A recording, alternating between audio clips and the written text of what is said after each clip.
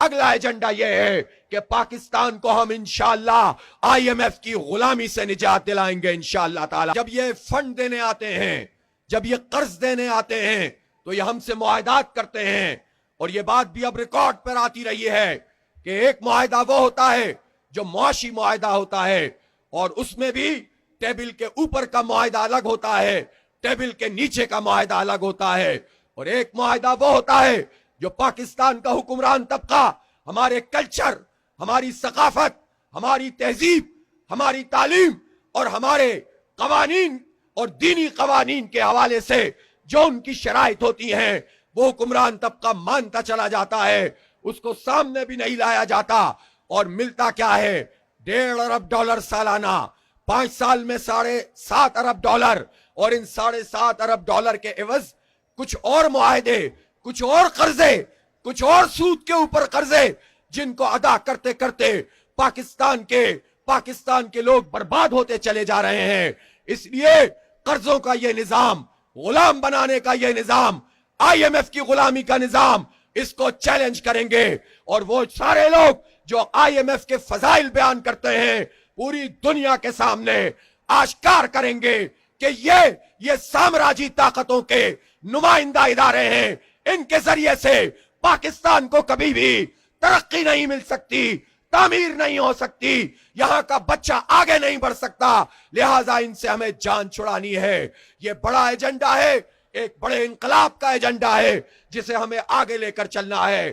اس معاہدے میں ہم نے حکومت کو چاروں طرف سے گھیرا ہے. اگر کوئی یہ سمجھ رہا ہے کہ زرداری صاحب جیسے لوگ دوبارہ سے یہ کہہ دیں گے کہ معاہدے تو ٹوٹنے کے لیے ہوتے ہیں، تو میں یہ بتا دینا چاہتا ہوں کہ زرداری صاحب، آپ اور ملک ریاض صاحب ایک دوسرے کے فیسیلیٹیٹر تھے. آپ نے اونے پونے ملک ریاض کو کراچی کی زمینیں دے دی تھیں، مقامی ہاریوں کی زمینوں پہ قبضہ کر کر کے آپ نے اپنے تسلط کے ذریعے سے یہ ساری زمینیں ان کو دے دی تھیں. اور اس کے بعد کیا ہوا؟ لوگوں نے جب وہاں بکنگ کروائی اور اپنے پلاٹ اور اپنے فلیٹ بک کروائے، مکان بک کروائے، تو پھر کیا ہوا تھا؟ پھر یہ ہوا تھا کہ ایک سہانی صبح پتا چلا کہ آپ نے جو کچھ بھی پیسے دے دیے ہیں وہ پیسے اب آپ کو واپس نہیں مل سکتے، نہ پلاٹ آپ کا ہے نہ پیسے آپ کو واپس مل سکتے ہیں. اور پھر جن کے پاس پلاٹ آ گیا 35% ڈیولپمنٹ چارجز لگا دیے.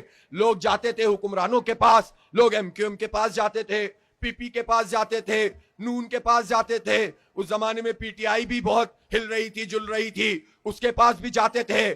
ہر طرف سے جواب ملتا تھا کہ یہاں ہم نہیں جا سکتے، یہ ریڈ لائن ہے، اس ریڈ زون میں ہم داخل نہیں ہو سکتے. کیوں نہیں ہو سکتے؟ ماشاءاللہ ہم ہوئے، تم ہوئے کہ میر ہوئے، اس کی زلفوں کے سب اسیر ہوئے، کوئی اس کے خلاف بات نہیں کرتا تھا. تو پھر کیا ہوا؟ جماعت اسلامی نے بات کی، جماعت اسلامی نے تحریک چلائی، لوگوں کو اپنے ساتھ ملایا. ہم سے بھی کہا گیا کہ آپ بھی اپنے لوگوں کا ہمیں جو ہے وہ پورا ڈیٹا دے دیجئے، مسئلہ حل ہو جائے گا. میں نے کہا ملک صاحب سارے لوگ ہمارے ہیں، یہ پورے پاکستان والے ہمارے ہیں، سارے اہل کراچی ہمارے ہیں، جس کے ساتھ ظلم ہوا ہے اس کو اس کا حق دیجئے. اور الحمدللہ ایگریمنٹ پر مجبور کیا، 1 دفعہ نہیں 3 دفعہ ہمیں جہازوں کی آفر کرنے والے خود انہیں ادارہ نور حق آنا پڑا. وہ آئے تو ہم نے عزت کے ساتھ ان کے ساتھ بات کی، مذاکرات کیے اور اسی طرح سے معاہدہ کیا.